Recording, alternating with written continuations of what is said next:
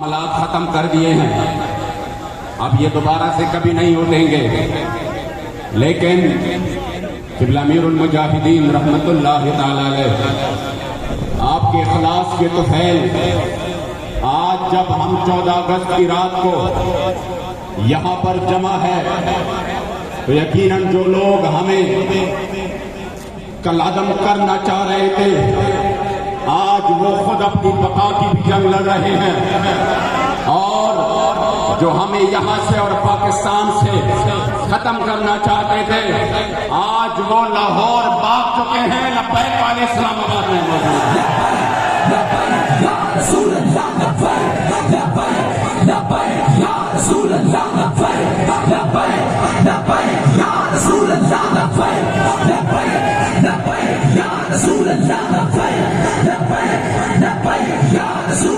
میں تقریر نہیں کرتا، انشاءاللہ ہم اپنے امیر محترم کو سنیں گے،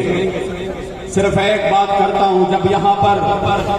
آج یہ سارا جلوس آ گیا تو مجھے وہ رات جو پچھلے کرنے والی تھی، آج تو گرمی ہے، وہ شدید ترین سرد رات تھی، اور اسی رات جب قبلہ امیر المجاہدین باوجود علالت اور اس مرض میں جو مرض الوصال تھا اسی میں آپ یہاں پر تشریف لے آئے، خدا کی قسم میں جھوٹ نہیں بول رہا، نہ میں آپ کو مجمع کو کیش کرنے کے لیے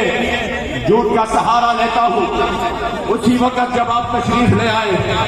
آپ کا وہ نورانی چہرہ مبارک انتہائی متغیر تھا، میں نے اسی وقت کہا، میں نے کہا حضور آپ کا چہرہ مبارک بہت متغیر ہے، تو مجھے فرمایا مجھے اب بھی بہت بخار چڑھا ہوا ہے، اور ہاتھ مبارک اس طرح کر کے دیکھو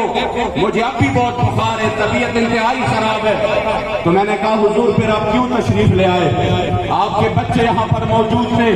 وہ تمام مصائب اور تکالیف اور امتحانات کا مقابلہ کر رہے ہیں، خدا کی قسم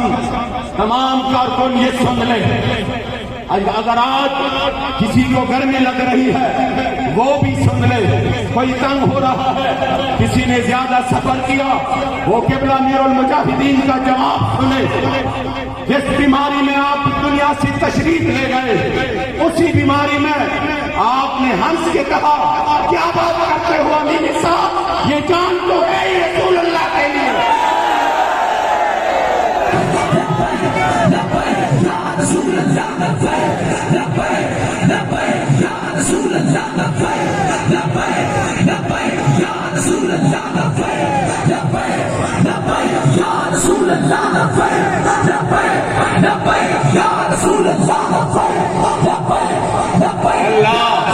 آپ نے رسمن یہ شعر نہیں پڑھے تھے، رسمن نہیں کہ کرو تیرے نام پہ جا فدا، آپ نے رسمن یہ نہیں کہا تھا کہ مر کے پہنچا ہوں یہاں اس دلربا کے واسطے، بلکہ آپ اس حال میں دنیا سے تشریف لے گئے کہ یقیناً جس بیماری میں آخری جلسے میں یہاں پر جب آپ نے پوری دنیا کے گستاخوں کو پیغام دیا، پوری دنیا کی گستاخوں کو،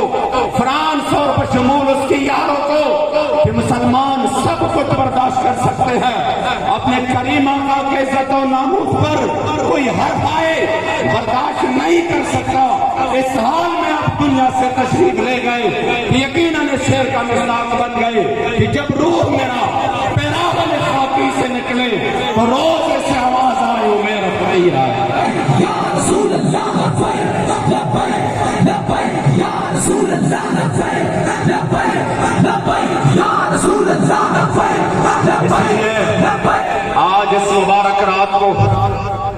جو کہ 14 اگست نظریے کے بنیاد پر ہمیں آزادی ملی، اور یہ بابا جی ہر وقت فرماتے تھے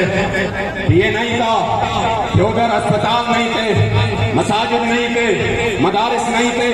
یا ہمارے لیے کھانا پینا نہیں تھا، یا روٹی کپڑا مکان نہیں تھا، تو اس کے لیے قربانیاں دی گئی، یہ سب کچھ ادھر موجود تھا، یہ ریلوے نظام بھی تھا، ہاسپٹل بھی تھے، روڈ بھی تھے، کھانا بھی مل رہا تھا، لیکن اگر لاکھوں مسلمانوں نے قربانیاں دی، اپنے وجود کے ٹکڑے پیش کیے، 70,000 ماؤں بہنوں کی عزتیں لوٹی گئی صرف اس لیے، یہ نہیں کہ ہمیں کھانا میسر نہیں تھا، بلکہ وہ تو اپنے گھر بار چھوڑ کے آ رہے تھے صرف اس لیے کہ ہمیں ایک ایسا ملک چاہیے جس میں سکھ اور نظام میری کریمہ کا چل رہا ہے۔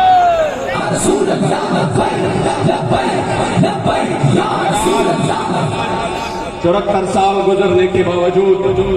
اس نظریے کے طرف کوئی نہیں آ رہا۔ اگر اس نظریے کے امین کوئی جماعت ہے تو وہ تحریک لبیک پاکستان ہے، جنہوں نے ہمیشہ اس نظریے کی بات کی ہے، جنہوں نے ہمیشہ یہ بات کی ہے کہ پاکستان کا مطلب کیا۔ اس لیے آپ تمام احباب آج یہاں پر فیض آباد میں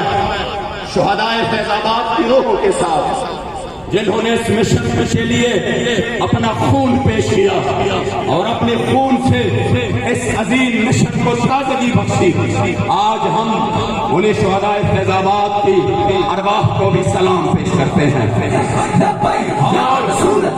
جنہوں نے اس مشن کے لیے اس قوم کو بیدار کیا، اور ان لوگوں کو جو کہ گھر میں جب پٹاخہ کوئی باہر پھوٹتا تو یہ فوراً بھاگے بھاگے جاتے، ان کو اتنا دلیر کر دیا کہ وہ گولیوں کے بوچھار میں آگے جاتے ہیں اور آگے جا کر عملاً کہتے ہیں ادھر ستمگر ہنر آزمائے تو تیر آزما ہم جگر آزمائے۔ ہم سلام پیش کرتے ہیں کہ امیر المجاہدین کو اور پھر آپ کے خاندان کو، آپ کے گھرانے کو، اور پھر اپنے امیر محترم کو، اور آج آپ سے اور قبلہ بابا جی کی روح سے یہ تجدید عہد وفا کرتے ہیں کہ اس بدن کے ساتھ روح کا رشتہ تو جدا ہو سکتا ہے، لبیک کا رشتہ کبھی نہیں ٹوٹ سکتا۔